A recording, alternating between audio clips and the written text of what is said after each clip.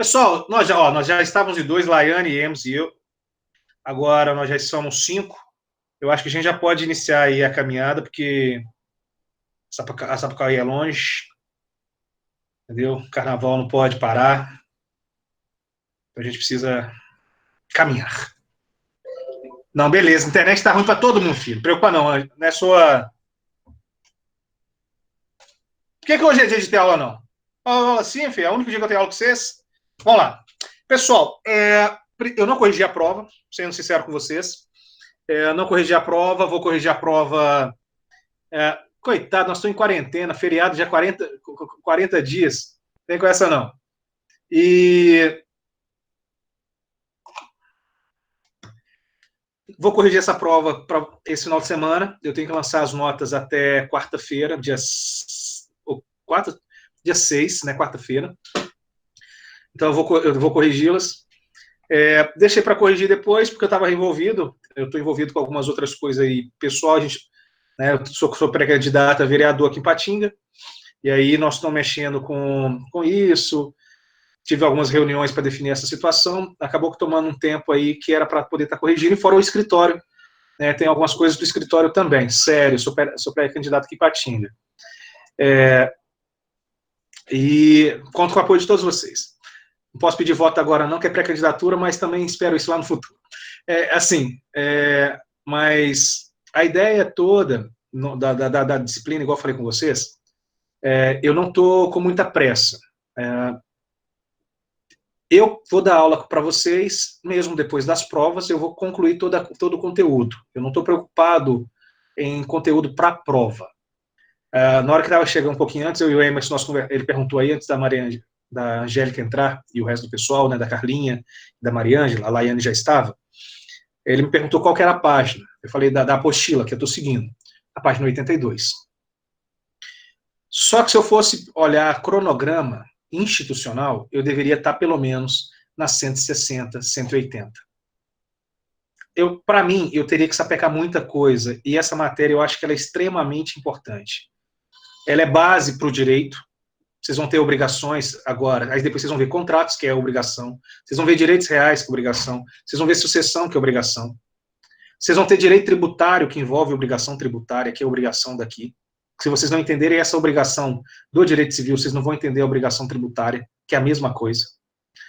Você tem a obrigação na esfera penal, você tem a obrigação no direito do consumidor, você tem obrigação em tudo quanto é lugar. Então, eu estou indo devagarzinho. Se fosse dentro da sala de aula, ficaria um pouquinho mais difícil. Eu acabaria sapecando muita coisa. Eu cumpriria o cronograma até a prova. Como a gente está em quarentena, e a tendência é que a gente permaneça assim até o final do semestre, então eu não vejo esse problema. É bom até para mim, que é o momento que eu saio de lá e venho para cá para poder dar aula, então eu fujo da loucura dos meus dois meninos. É bom demais. Você está rindo, é verdade. Então vamos voltar. A prova eu entrego para vocês na semana que vem. A gente discute ela, se for o caso, ou se não, toca o barco. Hoje eu vou tratar com vocês, eu trouxe dois tópicos, eu separei dois materiais, na verdade, ela já estava separada, que é a classificação da obrigação objetivamente composta, e logo em seguida a classificação da obrigação subjetivamente composta. Então, nós vamos tratar aqui dessa matéria fabulosa, que é obrigações. Tá? O que eu penso quando eu falo de uma classificação objetivamente composta? Primeira situação. Até aqui, nós tratamos de uma obrigação simples. Isso é óbvio. Eu compro o carro do Emerson, o Emerson tem que me entregar o carro. Obrigação simples. Obrigação de dar. Quando nós falamos obrigação composta, significa que essa obrigação ela não vai ser feita em relação a um único bem. Ela fala em relação a pluralidade de bens. E aí eu tenho essa possibilidade, né? Vamos já expandir um pouquinho.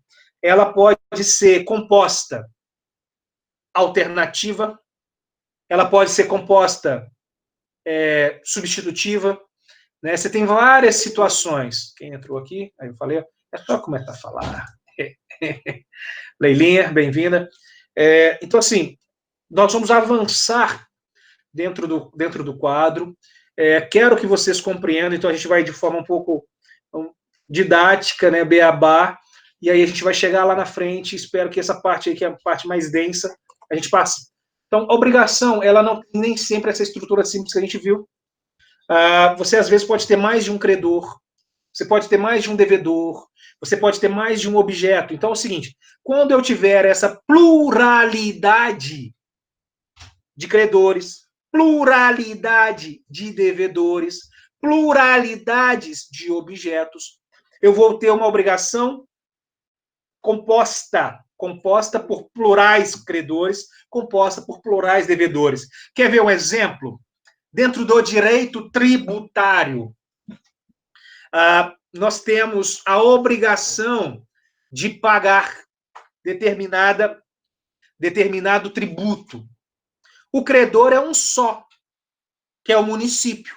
No caso, por exemplo, do IPTU. O município, credor, um. Ao passo que devedor são vários. São vários proprietários imobiliários. São várias pessoas que possuem o quê? Imóveis naquele município. Mas, Cristiano, vai ter a divisão. Sim, está tendo a divisão. Mas eu quero que você compreenda da questão da pluralidade, da condição composta, ok? E aí, essa condição dessa obrigação composta, ela vai ser definida em objetivamente composta ou subjetivamente composta. A gente vai separar esse momento. O objetivamente composta é para tratar apenas do objeto, ou seja, da pluralidade de objetos, e das subjetivamente compostas para tratar da pluralidade de partes, credores e devedores, ok? Então, ela pode ser objetiva ou subjetivamente composta, tá bom? A partir desse momento, a gente vai tratar dessa situação. E essa obrigação objetivamente composta, ela pode ser alternativa, ela pode ser cumulativa e ela pode ser facultativa. Então, nós temos três possibilidades para obrigação objetivamente composta, ok? Quando eu penso na obrigação cumulativa ou conjuntiva, cumulativa é quando reúne. Qual o prefixo que eu vou ter quando eu reúno as coisas?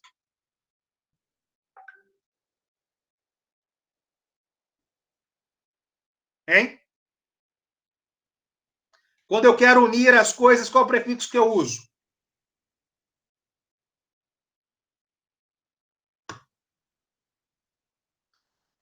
I. Nenhuma alma bondosa, não?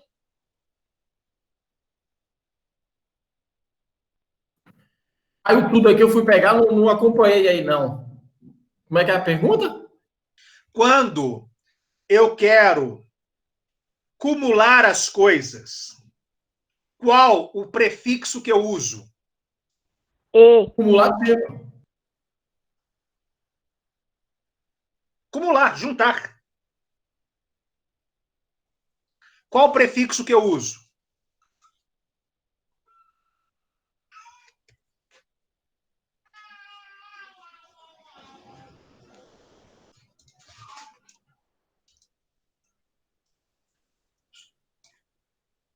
E. Ok? Então, quando nós temos essa obrigação cumulativa ou conjuntiva, de conjunto, eu sempre vou me atentar que o avaliador, os envolvidos, eles vão utilizar o prefixo e, tá? Alguma coisa e outra coisa. Então, vai ser o acúmulo. Essa coisa e aquela coisa. Então, esse prefixo, eu estou começando a falar por ele, porque é para nos chamar a atenção. Então, quando eu pensar em uma obrigação cumulativa ou conjuntiva, eu vou ter a utilização do prefixo e. Nessas obrigações, né, o tratamento dessas obrigações, elas são até mesmo simplórias, tá? não há um tratamento, não há um tratamento na lei, não há um tratamento legal falando dessa obrigação cumulativa. Essa obrigação cumulativa, ela fica mais a cargo da doutrina, tá? A doutrina é quem vai tratar sobre ela, a doutrina é quem vai mencionar sobre ela dentro do sistema jurídico brasileiro. E a gente tem que atentar o quê? Que essas obrigações, quando houver uma pluralidade de objetos, né, e que houver o quê? A obrigação, o dever de cumprir conjuntamente, ou seja, cumulativamente, aquele determinado acordo para o seu adimplemento, as partes deverão cumprir com o quê? Com a sua totalidade. Exemplo, o Emerson vai ter que me entregar o carro e a moto. Porque eu paguei, eu comprei o carro e a moto. Eu estou comprando estou contratando o Vinícius, né, que não está conosco aí, para poder construir o muro, né, o exemplo que está aí, construir o muro e pintar. Então, você tem obrigações cumulativas. Dentro do cenário industrial, você pensa o seguinte, você vai me fornecer o produto e assistência técnica. Olha a obrigação cumulativa. Você está me vendendo o item, e esse item vem ainda com a assistência técnica. São os dois. Então, é uma obrigação dúbia, né? Uma cumulativa. Por isso que ela é composta. Por isso que ela é plurima. Obviamente, nós temos que perceber que essas obrigações, elas estão ligadas pelo prefixo conjuntivo o quê? E, né? De modo que o devedor, ele terá o quê? A obrigação de adimplir, de pagar, de cumprir, de fazer o quê? Ambos os objetos preconizados, ambos os objetos estabelecidos, tá? Em caso de perda, caso eu venha a perder, ou caso venha a perecer um ou ambos os objetos dessa obrigação cumulativa, aí eu vou aplicar o quê? As regras gerais da obrigação de dar, da obrigação de fazer ou da obrigação de não fazer. Qual que é a regra geral? Perdeu com culpa? Valor da perda, indenização. Perdeu sem culpa? Resolve-se a coisa. Porque é uma coisa e a outra. Se ela se perdeu, resolve-se a coisa. Eu não tenho como prestar. Mas eu tinha o carro e a moto. Eu vou poder abater, porque houve um perecimento parcial. Se eu perdi o carro, continua a moto. Perecimento parcial. Com culpa, indenização, mais o valor da coisa perdida. Não teve culpa. O credor opta por receber a coisa no estado que se encontra com o devido abatimento. Ou resolve-se a obrigação. Até aí tá de boa, tá tranquilo, sem muito estresse?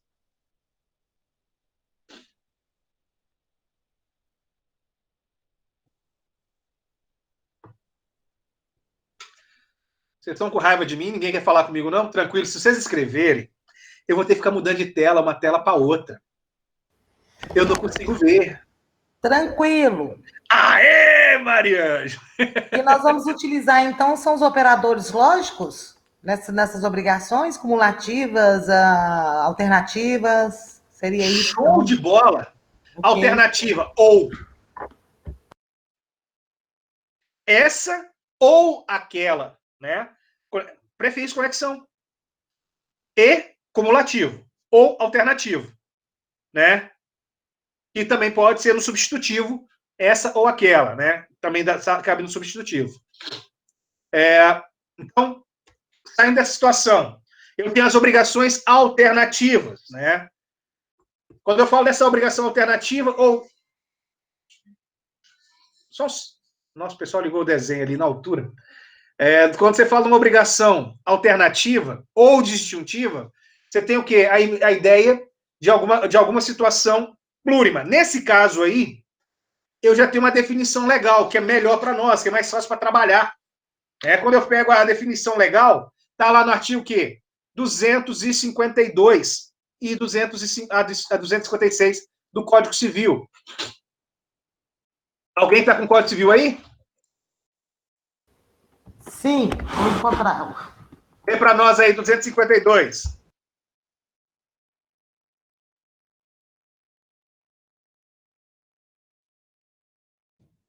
Mariângela? É assim mesmo. A gente pede o povo some. Estou indo. O problema é achar óculos. 252? 252? 252. Tá. Nas obrigações alternativas, a escolha cabe ao devedor se outra coisa não se estipulou. Continuar? Olha só. Na alternativa ou disjuntiva, a quem cabe a obrigação ao direito de escolher? Nós estudamos lá a obrigação de dar. Em regra, cabe ao devedor. O devedor, no momento de entregar, no momento de cumprir a obrigação, ele vai escolher como ele vai cumprir. Isso a gente já estudou. E é interessante que o legislador ele já coloca aqui bem claro, olha, nas obrigações alternativas, a escolha cabe ao devedor, se outra não estipulou, ou seja, se no contrato não prevê que é o credor que vai escolher. Olha o parágrafo primeiro. Não pode o devedor obrigar o credor a receber parte em uma prestação e parte em outra. É 100%. Se você tem que me entregar 10 sacas de feijão ou 50 sacas de arroz, você não pode me obrigar a receber 5 sacas de feijão e 25 sacas de arroz. É uma ou outra. Entendeu? É uma ou outra. Ao parágrafo segundo. Quando a obrigação for de prestação periódica, ou seja, aquela que é contínua, que se repete, a faculdade de opção poderá ser exercida a cada período.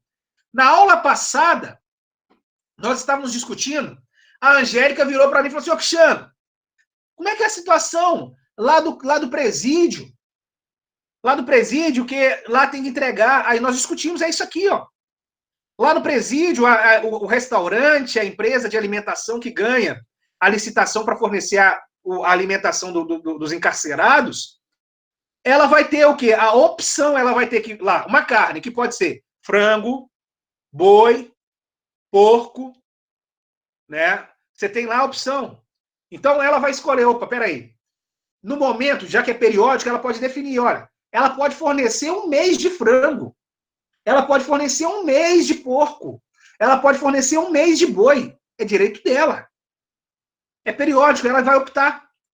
A não ser que você estabeleça, olha, tem que fazer um rodízio. Aí sim, ela vai estabelecer, olha, hoje é porco, amanhã é frango, depois é boi. Porco, boi, frango. Ela vai olhando, ela vai jogando aí. A própria legislação, ela já nos deixa essa possibilidade. Ao parágrafo terceiro. No caso de pluralidade de optantes, ou seja, na pluralidade de quem vai optar, não havendo acordo unânime entre eles, cabe ao juiz decidir após o prazo para essa deliberação. Então, vamos supor que é o Cristiano e o Emerson, né, no caso, uma licitação, num consórcio, duas empresas diferentes, que tem que dar, que tem que ter a obrigação de entregar, que é devedora. Se nós, em comum acordo, não decidimos o que entregar, qual é o objeto a entregar, passou o prazo, quem decide é o juiz. E aí é o que o juiz decidir, é aquilo que vai ser praticado. Ao parágrafo 4º também, ó. Se o titular deferir a opção a terceiro, ou seja, se o titular passar a opção para um terceiro, e este não quiser ou não puder exercê-la, caberá ao juiz a escolha, se não houver acordo entre as partes. Também. Né? Então, assim, se não houver essa possibilidade, o juiz aí, ele vai deliberar quem vai poder, quem não vai poder. Né? Bonitinho, redondinho, começa o 253. Se uma das duas prestações não puder ser objeto de obrigação ou se tornar inexequível, substituirá o débito contra a outra. Exemplo. Eu gosto de citar muito essa obra do Shakespeare, O Mercador de Veneza. o rapaz lá toma dinheiro ou uma tira de sangue, né? Uma tira da sua pele, do seu corpo, se ele não cumprir. E aí o que acontece? Só que ele pode tirar a pele, o cara não tem dinheiro e ele quer tirar a pele do corpo, mas sem sangue, não pode ter. Então a ideia é essa muito. Hoje, se eu trouxer para o nosso direito, para a questão do Estado, né? O nosso Estado é muito protetivo, acabou com a Lex Poetle Papiria, acabou as penas corporais, hoje as penas são patrimoniais. Se eu tiver uma pena, uma obrigação aqui, por exemplo, uma obrigação de doar o coração, de dar o coração literalmente para a pessoa, eu posso simplesmente o quê? Me ignorar. Já que eu não vou dar o coração, eu posso vir a dar a outra obrigação, que seria pagar os custeios do tratamento. Você tem essas situações, quando a obrigação se torna impossível, ou quando há um impedimento legal, eu vou poder fazer o quê? Eu vou ter a substituição pela outra possibilidade, ou simplesmente vai acabar a obrigação. Né? Entra naquela situação, né, da obrigação que nós falamos, né? Eu brinquei na sala de aula, brinquei com várias pessoas da obrigação de natureza adulta, né? De satisfação da lasciva humana. Peraí, se eu obrigar outra pessoa a manter relação sexual com quem quer que seja, eu vou ferir o quê? Eu vou ferir a liberdade sexual dela. E, nesse sentido, eu não posso obrigá-la a prestar a obrigação, a dar a obrigação de dar, literalmente. O que vai acontecer? Ela vai ter outra obrigação substitutiva, né? Que seria a obrigação alternativa, que é, de certa forma, também substitutiva. Eu já até avancei no tipo, eu queria fugir disso, mas eu acabei avançando, que é a obrigação de indenizar, de pagar dinheiro, né? Então é uma alternativa. Ou você dá ou você me indeniza. Não deu, porque eu não posso obrigar, caiu só na indenização, na compensação. 254. Se, por culpa do devedor, não se puder cumprir nenhuma das prestações, não competindo ao credor a escolha, ficará aquele obrigado, quem? O devedor obrigado, a pagar o valor da que por último se impossibilitou, mais perdas e danos que o caso determinar. Então está dizendo o que aqui no 254? Que se o devedor perder as coisas... perdeu como? Tinha a obrigação de entregar arroz e feijão. O arroz estragou primeiro porque não foi cuidado e depois o feijão estragou. Então a última foi feijão. Ele vai ser obrigado a pagar o valor do feijão que se perdeu, mais as perdas e danos estabelecidos por conta da sua ausência de cuidado. 255.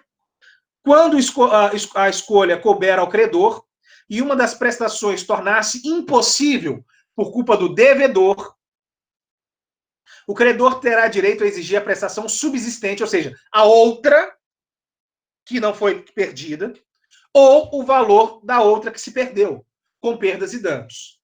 Se por culpa do devedor, ambas prestações se tornam inexequíveis, pode o credor reclamar o valor de qualquer uma delas, além da indenização por perdas e danos. Por último, 256, se todas as prestações se tornarem impossíveis, sem culpa do devedor, acaba a obrigação, extingue-se a obrigação. Eu acho que aqui não tem muita coisa para a gente poder falar, né? Olha só, o que a gente tem que ter em mente? É muito didático a literatura. A modalidade de obrigação, ela tem multiplicidade de objetos. Ela não é cumulativa, porque aonde a obrigação ela tem que ser cumprida integralmente com a reunião dos objetos daquela obrigação. Aqui ele tem a possibilidade de escolha, por isso chamado alternativo. A obrigação ela vai acabar no momento que uma dessas alternativas elas forem entregues ao credor. Então, na cumulativa, eu tenho que entregar tudo, senão não vou ter a satisfação.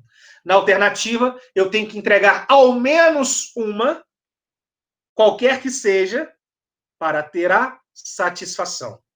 E aí o professor Pablo Stolze Gagliano, ele coloca o seguinte: as obrigações alternativas ou disjuntivas são aquelas que têm por objeto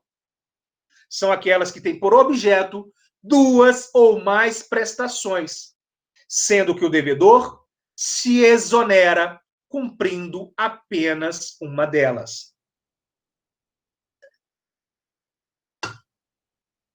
Claramente, né, é claro para nós que essas prestações na modalidade alternativa, elas vão utilizar qual sufixo, qual prefixo? Hein, Mariângela?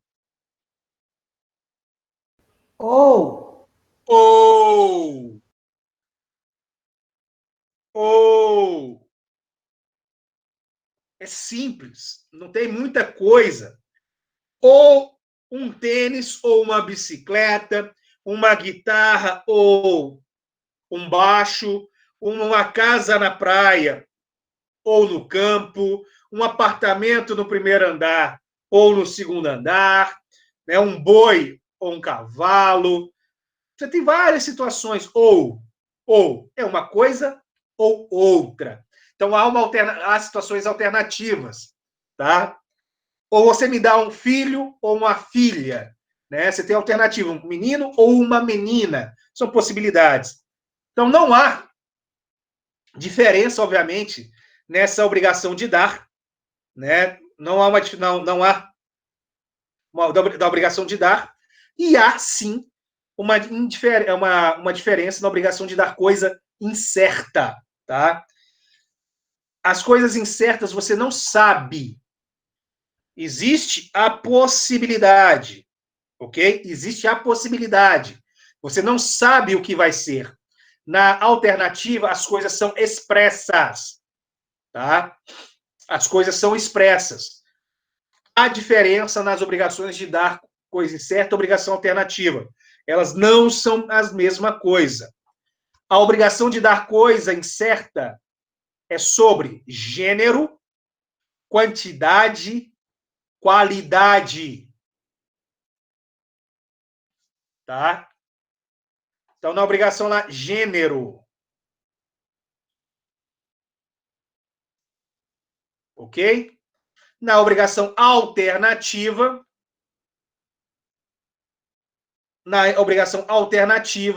você já tem o quê? As opções pré-estabelecidas.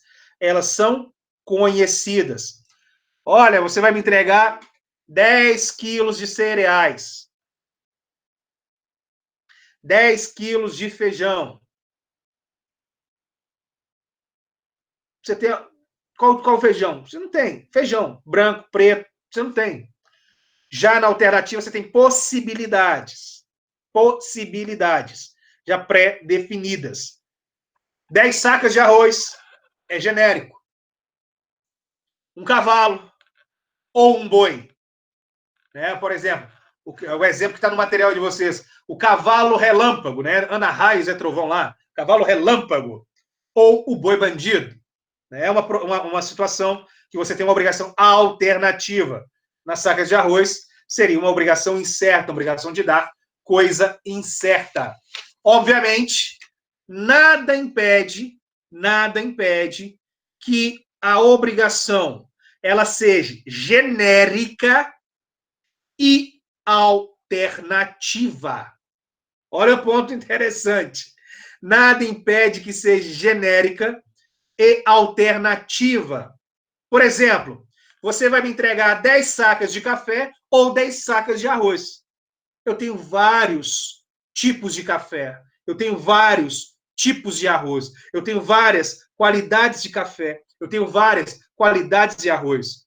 Então, eu posso ter a condição genérica, ainda assim, ela ser alternativa quando eu tiver duas possibilidades, sempre tendo preconizado o prefixo ou, uma coisa ou outra coisa, tá? Obviamente, essa obrigação alternativa, ela não precisa incidir sobre coisa, tá? Pode também haver essa alternatividade, essa possibilidade de escolha entre uma obrigação de dar e uma obrigação de fazer, eu posso mesclar isso, tá? Obrigação de dar, ou fazer, ou não fazer. Exemplo. Ô Emerson, você me dá aí o seu carro, ou você me presta um serviço de natureza contábil.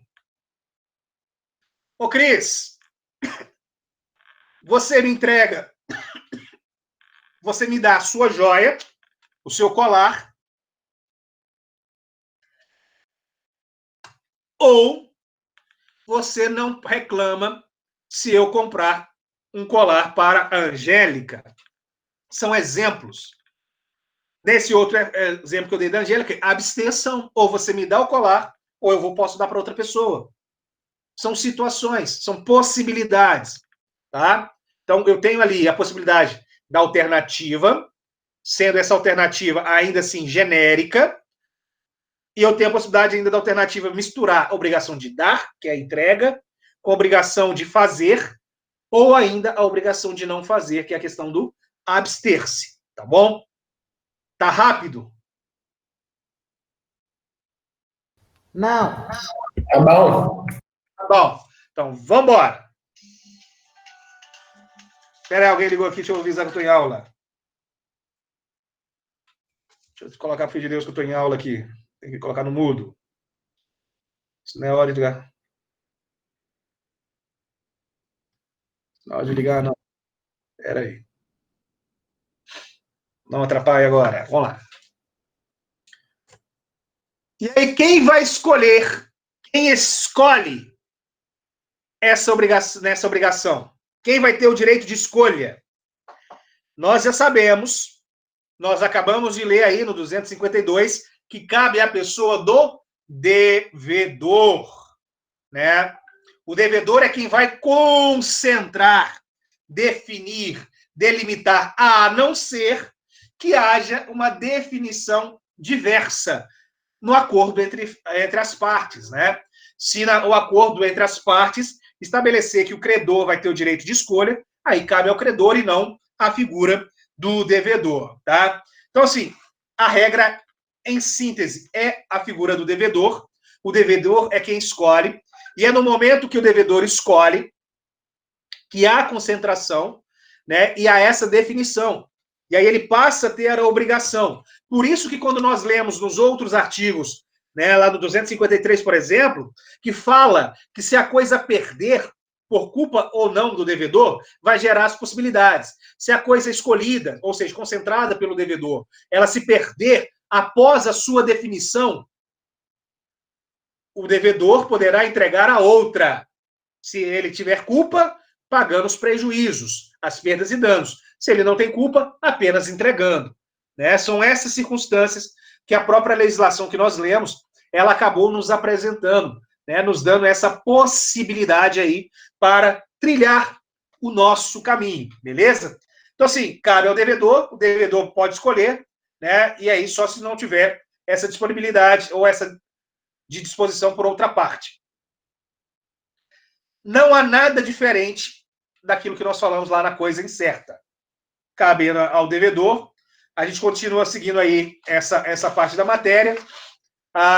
Nós já lemos todo o artigo. O parágrafo 1º do 252, ele coloca: não pode o devedor obrigar o credor a receber parte em uma prestação e parte outra. A mesma situação. A obrigação ela foi estabelecida sendo ou 10 sacas de café, ou 10 sacas de arroz, ou R$100, ou uma bicicleta. Não é receber um carrinho mais R$10. Não é assim que funciona. Ou é uma coisa na sua integralidade, ou é a outra coisa na sua integralidade. Não abre possibilidade. Ah, Cristiano, mas eu quis receber. Olha, isso se chama novação. Vocês novaram, vocês mudaram a obrigação. Isso é facultativo. Mas vamos deixar esse assunto de inovação lá para o contrato, lá para o semestre que vem, lá para o 4º período, quando a gente for tratar de contratos em espécie, tá bom? Vamos tratar aqui com as obrigações simples, como diria na questão do direito econômico e na economia, ceteris paribus. Falemos apenas dos assuntos sem nenhum tipo de variação. Então, no artigo 252, a gente já leu, a gente verificou, a gente, inclusive, já discutiu, né? Então, nós temos estágios. Primeira fase aqui, a escolha pelos optantes, no caso do devedor. O segundo momento, você vai ter a possibilidade das partes definirem ou não. Nós mencionamos a questão das escolhas, nós lemos lá no 252, parágrafo 3º, das partes escolherem ou não a obrigação, quando houver uma pluralidade de devedores. Se esses devedores, eles não escolherem, ou não houver uma unanimidade sobre a obrigação de prestar, o juiz é quem vai decidir, tá bom? Nós falamos também da obrigação de terceiros, a obrigação de terceiros, né, a questão do terceiro, se o terceiro vai escolher ou não vai escolher, recai aí no colo da parte, né, do juiz para decidir quem vai fazê-lo. E aí vem aquela situação. O prazo para efetuar essa escolha. Qual o prazo para efetuar essa escolha? Esse prazo para efetuar a escolha fica a critério das partes, tá? É o contrato, é a obrigação entabulada que vai estabelecer o prazo para o seu cumprimento. Lembra lá do Schuld e do Haftung? Caiu na prova, não caiu o Schuld Haftung?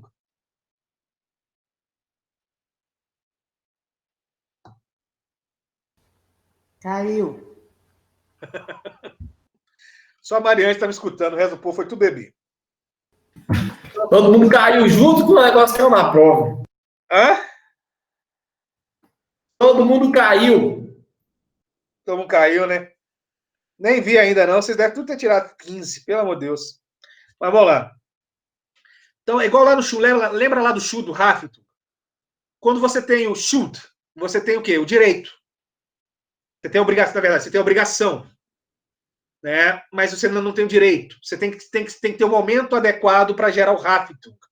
Então, não é o fato de eu ter ali a obrigação que eu vou ter o direito de exigir. Então, esse prazo para escolha é muito próximo do Schuld Haftung.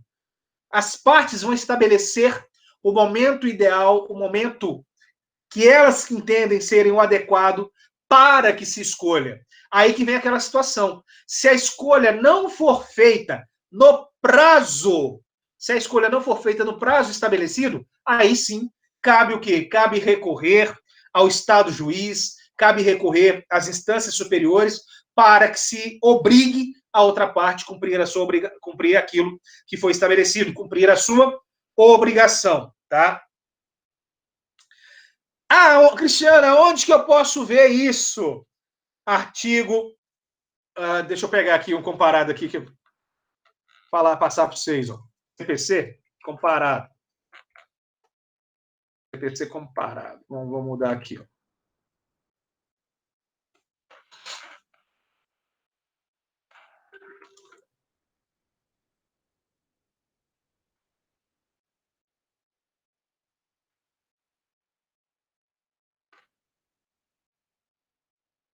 Você vai ler hoje no artigo 800.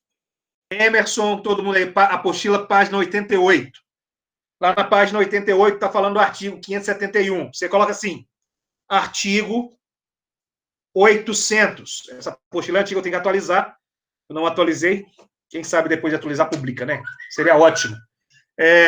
Artigo 800. Aí o texto muda, não? Eu vou ler, vocês vão ver que não vai mudar muita coisa, não. Olha só. Nas obrigações alternativas, quando a escolha couber ao devedor, este será citado para exercer a opção e realizar a prestação dentro de 10 dias, se outro prazo não lhe foi determinado em lei ou em contrato. Ok? Mudou uma coisa aqui? Sim. A sentença sumiu? A palavra sentença sumiu. Entendeu? A palavra sentença sumiu. Parágrafo único. Devolver-se-á ao credor a opção se o devedor não exercer no prazo determinado. Mudou um pouquinho, porque falou no prazo marcado. Prazo determinado é a mesma coisa. Né? Mudou a nomenclatura. Parágrafo 2º. A escolha será indicada na petição inicial da execução, quando couber o credor executá-la. Não mudou muita coisa. Porque fala se a escolha couber ao credor, esse indicará na petição inicial, só mudou a ordem aí da sua escrita, né? Então, assim, o Código Civil ele foi alterado, porém, o dispositivo legal mudou a numeração dele, mas o seu texto ele teve pouca ou quase nenhuma modificação. Né? Então, nós já tínhamos discutido isso. Existe uma previsão no Código de Processo Civil. Sabe o que é o direito civil, o direito processual civil? Vocês já entenderam? Vocês estão tendo teoria geral do processo, né, com a Keila. Não é isso?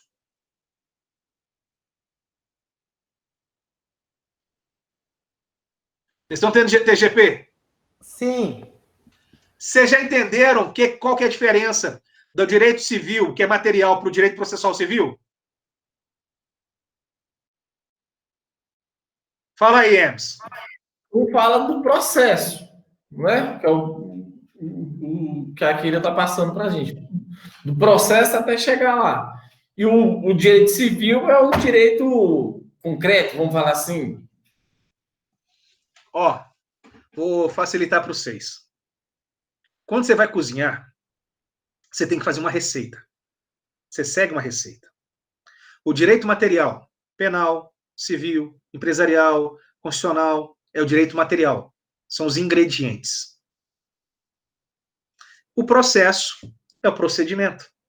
É o passo a passo. Como é que você vai seguir para ter o resultado lá do seu bolo, do seu macarrão, da sua pizza, do que quer que seja que você vai cozinhar. É muito simples, não tem muita dor de cabeça, acho que não dá. Se a gente entender dessa forma, é muito simplório, obviamente, né? Mas se a gente entender dessa forma, a gente vai saber que o processo é como eu aplico aquilo ali, ou seja, o momento que eu vou pegar aquilo ali e a forma que eu vou instrumentalizá-la. Só que nós estamos falando aí das obrigações, a gente já discutiu tudo. O legal é eu discutir essa matéria toda com vocês, mas eu vou falar ela ainda assim, porque eu vou seguindo. Na leitura da lei... Oi. Eu não entendi, foi essa questão de mudar o artigo aqui, que você falou assim, muda na apostila para o artigo 800. É porque essa apostila minha é uma apostila velha. Aí, em 2015, houve alteração do Código de Processo Civil. E o preguiçoso aqui ainda não alterou. Entendeu? O gordinho preguiçoso aqui não alterou. Aí, na hora que eu abri, na hora que eu cheguei aqui, porque assim, antes eu ia para a sala de aula, só tinha uns rabiscos lá, eu colocava no quadro, igual eu falei com vocês, eu sapeco. Na sala de aula a gente sapeca. Aqui, como eu estou trabalhando, eu entreguei o material para vocês, eu vou acompanhando o material. Né? Na hora que eu abri aqui, aí eu já vi, opa, eu já sei que não é o 571. Aí, inclusive, joguei para o quadro comparado, é o 800. O texto não mudou. Você viu que o texto não mudou, exceto a palavra sentença e exceto a questão da organização da frase, da oração. Não mudou. O sentido, né, do legislador não muda. Então, mas é o artigo 800 agora, o novo Código de Processo Civil, entendeu? Artigo 800. Aí vem aquele ponto. Inclusive é o slide que está aparecendo para vocês aí. E quando houver impossibilidade? A gente já leu, isso que eu falei, eu já li.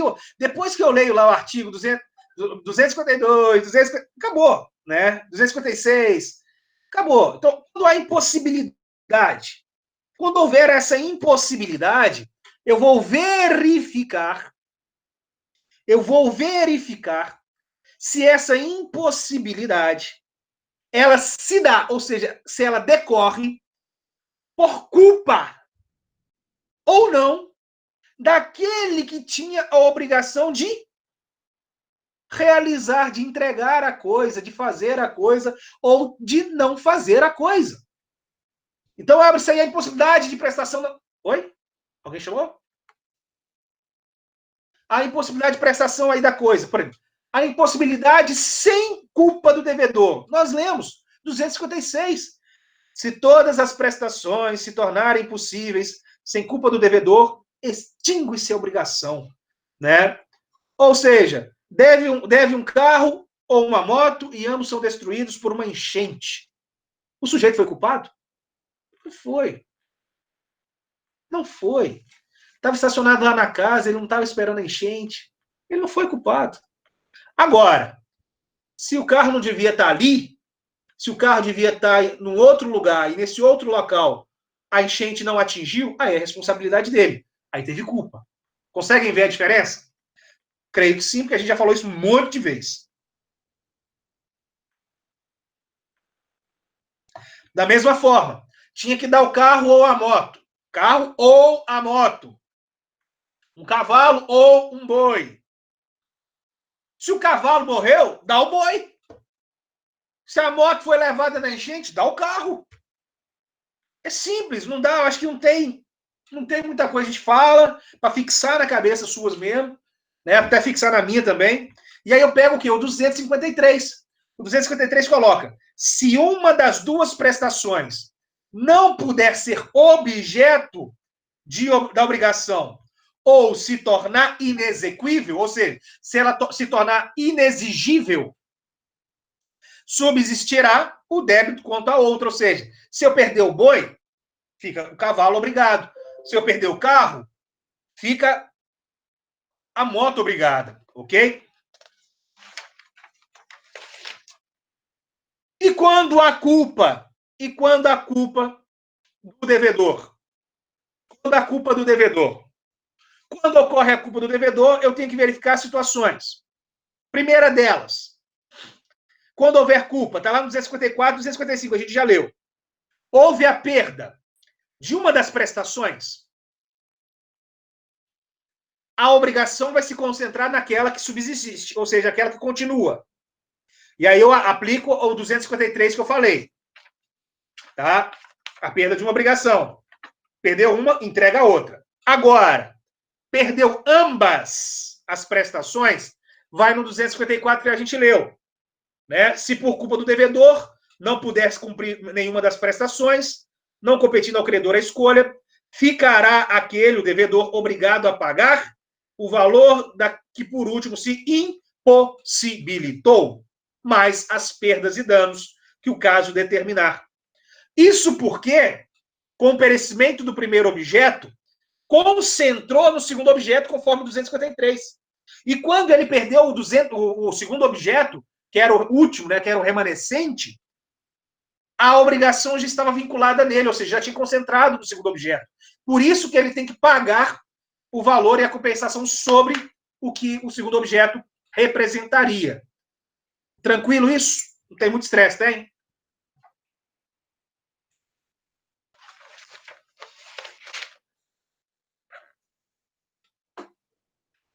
Olha um quadrozinho bonitinho aí, para tentar fixar, para tentar facilitar minha vida e as suas. Perda com culpa, perda sem culpa. Aí eu tenho uma obrigação, ambas as obrigações. Então, vou falar primeiro da perda com culpa do devedor. De uma obrigação. Aí eu tenho, cabe a quem escolher. Cabe ao devedor escolher.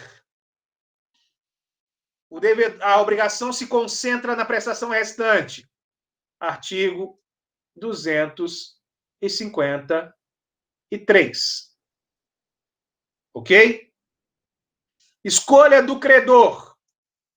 O credor pode escolher entre a prestação restante, ou seja, a subsistente, ou o valor equivalente a que se perdeu, mais eventuais perdas e danos, nesse último caso. Então, por exemplo, o Emerson tem que me entregar um carro ou uma moto. E quem tem o direito de escolher sou eu, credor. Eu vou ser Uber. O carro, para mim, era mais útil. Então, eu escolho o valor do carro, mais perdas e danos. Que perdas e danos é essa? O dinheiro que eu vou deixar de ganhar como Uber, porque o Emerson não me entregou o carro. Conseguem ver essa parte aí? Não tem muito problema, não? Se ninguém manifestar, toquei o barco. Segue o bonde. Perda com culpa do devedor. Ambas as prestações. Ou seja, as duas prestações ou todas as outras prestações se perderam, porque pode ser duas ou mais prestações. Se a escolha for do devedor, o devedor deverá pagar o valor da que último se perdeu, mais eventuais perdas e danos. Por quê? Essa que último se perdeu, quando a primeira se perdeu, houve a concentração, conforme o artigo 253. E ao perder o último objeto já concentrado, já definido, gera o quê? A expectativa de direito sobre ele. E tendo essa expectativa de direito sobre esse determinado bem, deve o valor desse bem ser o quê? Ser pago para a parte que foi lesada, além das perdas e danos. Ok? Se a escolha do credor, mesma situação, o credor pode optar pelo pagamento de qualquer das prestações, mais perdas e danos. Eu posso escolher, de repente, aquela que for de maior valor, a que tiver maior aplicabilidade, não interessa. Eu vou poder escolher. Ok?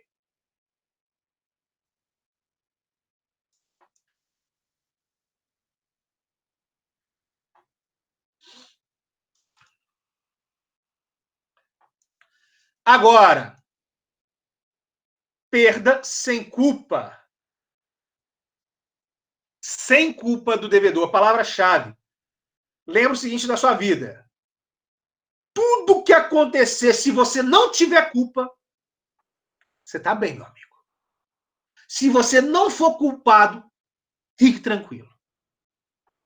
Fique tranquilo. Perda sem culpa do devedor. Vamos lá. Perdeu uma prestação. A escolha era do devedor. Obviamente, concentra-se na prestação subsistente. Artigo 253. Perda de uma prestação. Escolha do credor. Concentra-se na prestação restante. 253. Ok? Agora, se ambas as prestações se perderem sem culpa do devedor, tanto quando for a escolha quanto for do devedor ou do credor, vai acontecer o quê? Extingue-se a obrigação, ou seja, acaba a obrigação, tá? Então não tem muita coisa, acho que nessa parte aí a gente liquidou, passou a régua, seguiu o barco, pulamos para facultativa. Facultas. Que cara foi essa, Emerson? Agora eu vi.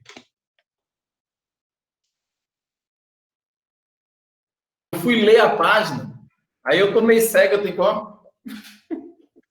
Não, tá bom. Carlinha, tá de boa? Lai, tá de boa? Ela tá dormindo. Carla, Tranquilo, dormindo com o nariz. Lai, tá de boa? Ah, falou que tá, o seu nariz saiu, tá vendo? A Crislane tá só aí, o celular ela ligou e foi embora. Não sai sem querer. Eu tô só- aqui prestando atenção, tá, ô conversado? Então tá bom, Cris. Leila, tá de boa aí também, Leila? Laiane falou que tá de boa também. Então tá, beleza. Agora nós passamos para aqui, para obrigar. Mariângela, você tá aí, Mariângela? A Mariana já tá seguindo lá. Eu A parei, Mariana- eu parei até de falar, porque sou eu que falo, uai. Isso aí, Mari.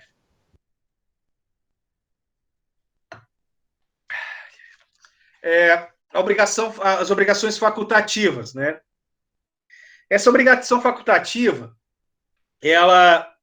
a gente pode falar que ela é uma modalidade sui generis, ou seja, é uma modalidade diversa dessa obrigação alternativa. Por quê? Porque na obrigação facultativa, a gente precisa verificar algumas diferenças muito tênues em relação à alternativa. E a facultativa ela não está no Código Civil. A facultativa ela não está no Código Civil. Ah, Cristiano, mas como é que eu uso isso? Usa. Eu uso direto nos meus processos.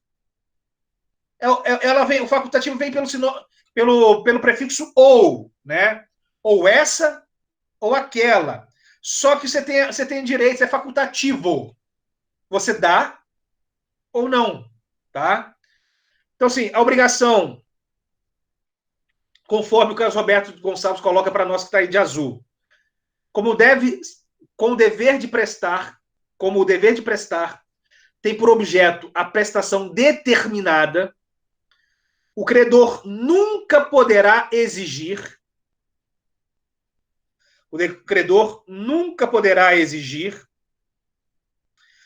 a prestação posta em alternativa, mas terá de aceitá-la se o devedor optar por ela no momento do cumprimento, sob pena de mora. A faculdade da substituição, ela tem que estar expressa. Então, a opção facultativa, ela está ligada ao quê? A condição ao sujeito optar. Facultas agendi. Faculdade de agir. Alguns exemplos aí, simples, que inclusive está no material de vocês. O devedor tem que adimplir com o cavalo. Mas, caso queira, pode adimplir com um boi. É uma coisa ou outra, é muito simples, é muito singular. O dono de uma agência de carros usados que pega o carro de um cliente para vender por determinado preço. Ele passa a vender o dinheiro, mas caso não venda o veículo, ele pode devolver. Ou você vende o carro, ou você devolve o carro. É muito sutil. É muito sutil essa situação. É até complicado. Acho que seria... O ideal é a gente pensar o seguinte. A faculdade, ela está no crivo, ela está na opção do sujeito exigir ou não, optar por A ou B. Então, a obrigação facultativa está mais ligada a isso. A perda, por exemplo, se houver perda de uma prestação, ela não interfere na obrigação porque há uma faculdade. Você vai poder cumprir a outra. Então, assim, a questão da faculdade é só da forma de interpretação. Como eu falei, não está na lei.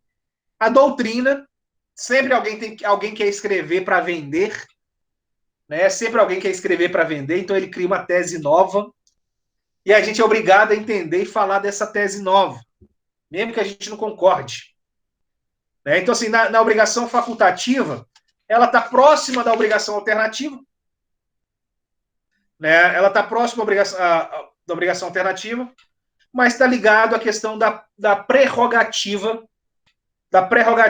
do devedor escolher ou do credor exigir a prestação, né? Está ligado a esse ponto, né? A faculdade de adimplir, a faculdade de existir. Vem muito do facultas agendi, faculdade de agir, opção de agir, opção de escolha. Dito isso, dito isso, eu tenho que a impossibilidade da prestação da obrigação facultativa. Não, nós mencionamos se perder uma das obrigações, eu vou ter a outra possibilidade, então você vai ter a faculdade ou não, que aí vai vir o artigo 253 e vai acabar com sua concentração, ou você vai resolver.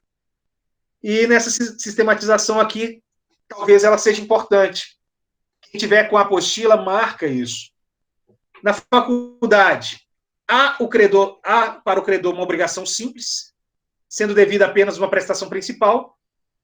Em caso de impossibilidade da prestação principal, a dívida é resolvida, não podendo o credor exigir que seja feito adimplemento em coisa acessória. A faculdade de opção nunca poderá ser do credor. Só isso que eles colocaram aqui, que sempre vai ter que ser do devedor. Pronto. Sintetizou. Acabou. Seria essa parte aqui, finalizando a parte da faculdade. Aí eu entro, que é a figura do objeto, a figura do patrimônio, né, da discussão patrimonial. Tá?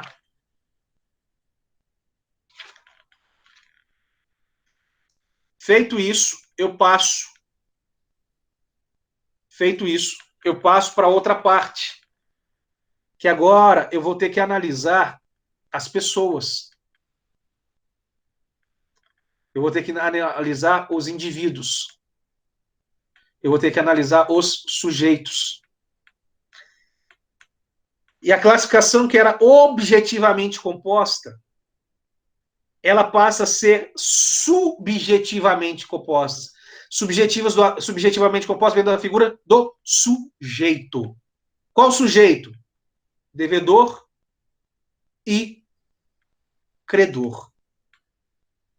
Aqui a giripoca ela pia um pouquinho diferente.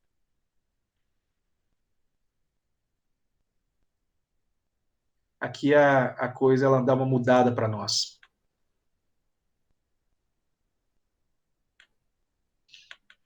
Então, quando eu pego a classificação dessas obrigações subjetivamente compostas ou complexas, o primeiro ponto que eu tenho que verificar é o quê? A forma que eu vou abordar. Como assim? Qual o foco que eu vou abordar? Eu vou abordar se essa obrigação ela é divisível ou ela é indivisível. Ou seja, eu posso dividi-la ou eu não posso dividi-la. Exemplo.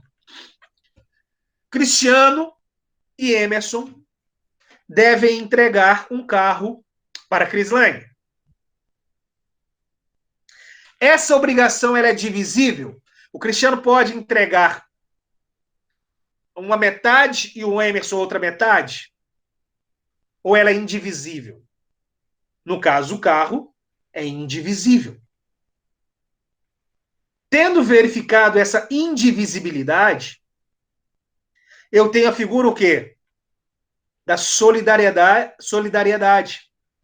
Se o Cristiano não cumprir, eu posso exigir do Emerson que tem maior poder econômico. E o Emerson, depois, de repente, ele volta contra o Cristiano para tentar receber do valor que o Cristiano deixou de aplicar para cumprimento da obrigação. Isso vai do artigo 257 até o artigo 285. Então, nós temos aqui 30 artigos do Código Civil que nós vamos trabalhar dentro dessas obrigações subjetivamente compostas. Tá? Que eu já mencionei. Então, ao falar dessa divisibilidade que a gente está mencionando, nós temos que verificar se uma obrigação leva em consideração que a possibilidade de fracionamento, isso eu já mencionei, se a obrigação objeto imediato dar. Como assim objeto imediato, objeto imediato? Numa obrigação de dar,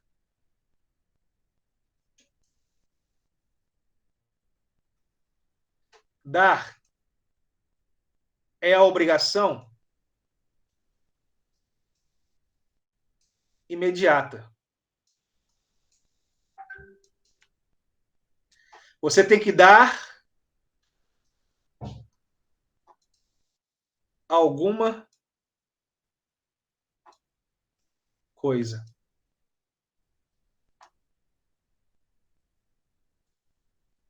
Essa coisa ela é a obrigação imediata.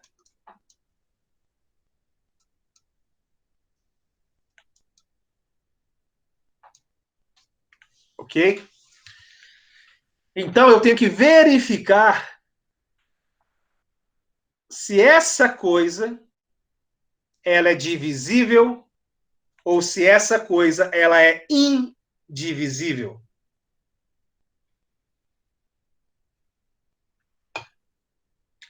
Como assim? Né? Como assim?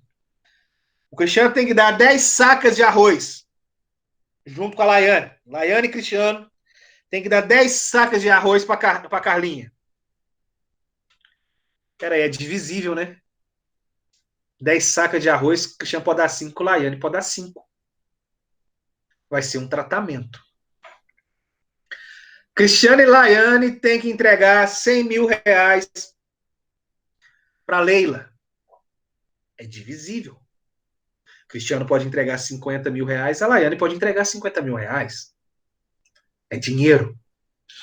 Agora, a Crislaine e o Emerson têm que entregar uma casa para a Angélica.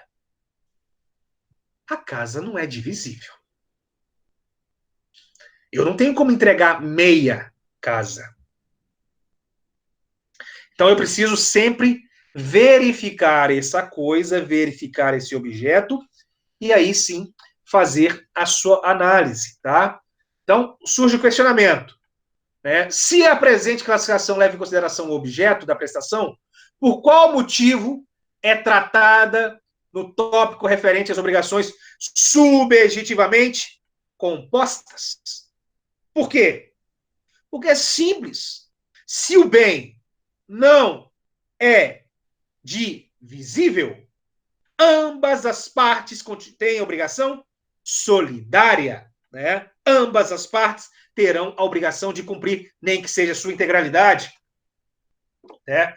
Não, se não houvesse uma multiplicidade de sujeitos, a gente não teria que discutir a divisibilidade ou indivisibilidade. Isso é algo simples, isso é algo lógico. Se é só o Cristiano que está devendo, se é só a Angélica que está devendo, se é só o Emerson que está devendo, se não houvesse a multiplicidade de pessoas, se fosse singular, se fosse apenas um devedor, não interessa se a dívida, se a obrigação é divisível ou indivisível. O sujeito vai ter que ir lá e dar a coisa, entregar, fazer, não fazer. É uma coisa assim, uma coisa ligada ao indivíduo e a sua responsabilidade no adimplemento dessa obrigação. Agora, quando eu tenho uma pluralidade de pessoas, né, ou várias pessoas num polo, seja o ativo ou seja o passivo, saber se essa coisa é divisível ou indivisível já ganha relevância para mim. Né? Por quê? Porque eu tenho que verificar da possibilidade desse produto ser entregue, fracionado ou não. Né? Essa situação de divisibilidade, ela me gera uma condição que pode me permitir ou não o adimplemento fracionado ou não da coisa, ou parcial.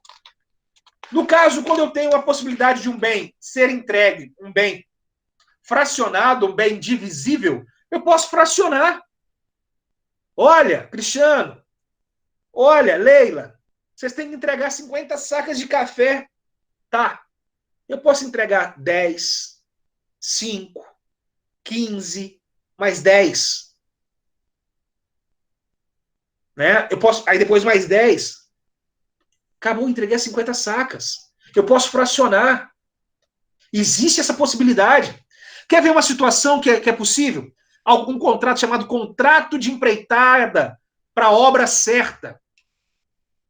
Quando você vai construir uma casa, aí você vai lá, contrata uma empresa, você contrata um pedreiro, e aí você faz um contrato de empreitada.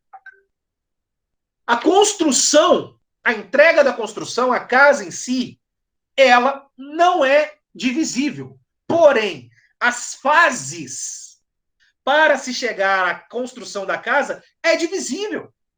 Eu posso fazer um contrato com o pedreiro lá com a empresa, olha, eu vou te pagar 20 mil reais para você fazer os alicerces, o fundamento da casa. O cara vai lá só construir o quê? Fazer o buraco, fazer a base, fazer os alicerces, colocar a estrutura ali. Agora eu te pago mais 15 mil para você levantar as paredes, para bater a laje. Ah, eu te pago agora mais 30 mil para você fazer o acabamento. Eu posso dividir em fases. Agora, se a casa estiver pronta, ou se eu tiver a obrigação de dar a casa, eu já não tenho condição de dar ela de forma divisível. Vocês conseguem perceber essas diferenças, essas pequenas nuances?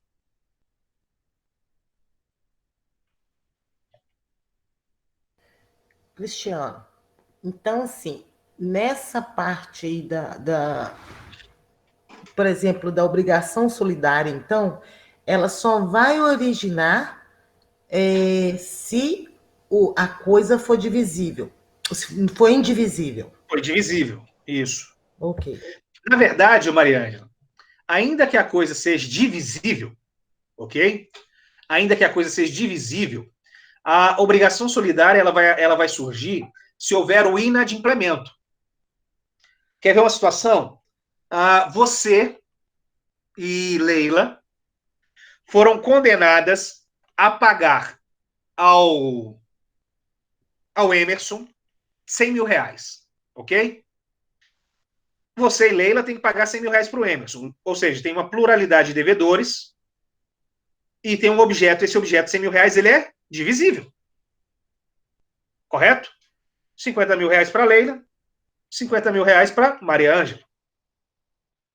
Acontece que vocês são inadimplentes, ou seja, vocês não pagam.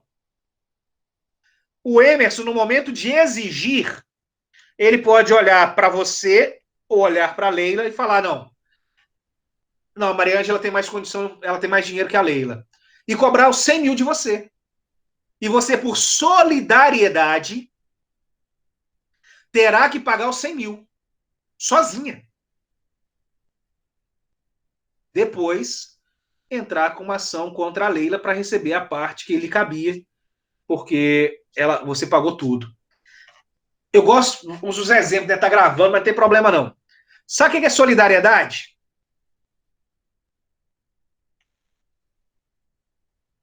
Você sabe o que é solidariedade? Tem sua noção. Tem. Solidariedade é amigo de bêbado. São os amigos bêbados. O povo vai pra festa, bebe todas. Tudo chapado. Aí eles andam abraçado.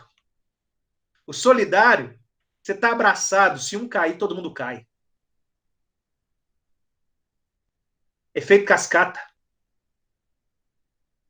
Se não vai um, vai todos. Se dois estão sóbrios e um tá bêbado, se o do bêbado estiver no meio, ele cair e ele tiver força, ele leva os outros. A ideia é mais ou menos essa. Eu brinco com essa situação porque acaba gravando. Solidariedade é ajuda, responsabilidade, tá?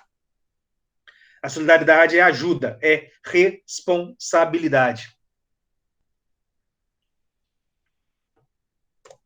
Tá, Cristiano, então eu estava pensando errado. Então, a obrigação solidária, ela não advém somente da coisa indivisível, vem também da divisível, mas aí passa a ser uma escolha do credor. Sim. Ok, entendi. Eu só te dei um exemplo, que são que na indivisibilidade, a solidariedade vai sumir, né? Porque ele vai poder escolher alguém. Alguém vai ter que cumprir, né?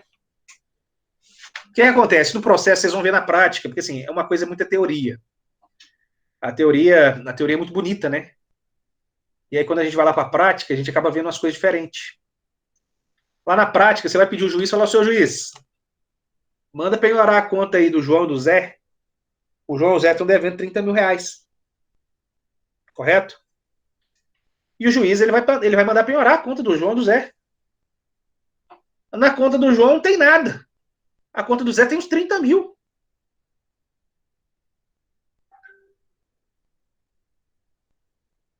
Você vai receber os 30 mil do Zé. Ah, não, tinha 15 mil numa conta, tinha 15 mil outra. Aí você recebeu dos dois.